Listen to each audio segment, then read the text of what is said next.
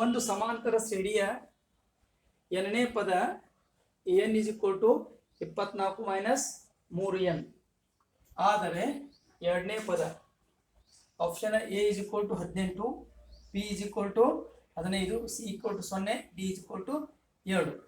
ಒಂದು ಸಮಾಂತರ ಶ್ರೇಣಿಯ ಎನ್ನೇ ಪದ ಎಷ್ಟು ಕೊಡ್ಯಾರ ಲೆಕ್ಕ ಬಿಡಿಸ್ಬೇಕು. n = 24 - 3n. ಎಷ್ಟನೇ ಪದ ಅದು? ಎರಡನೇ ಪದ.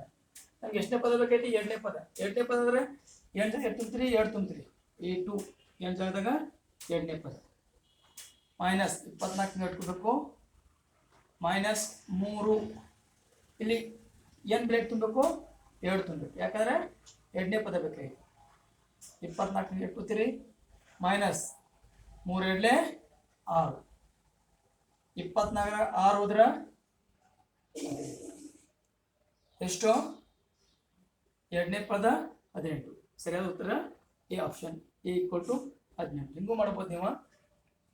ಇಲ್ಲಿ n ಜಾಗ ತುಂಬ್ರಿ, 2 ತುಂಬ್ರಿ, 3 2 6, 24 6 ಕಡ್ರಿ 18 ಬರ್ತದೆ.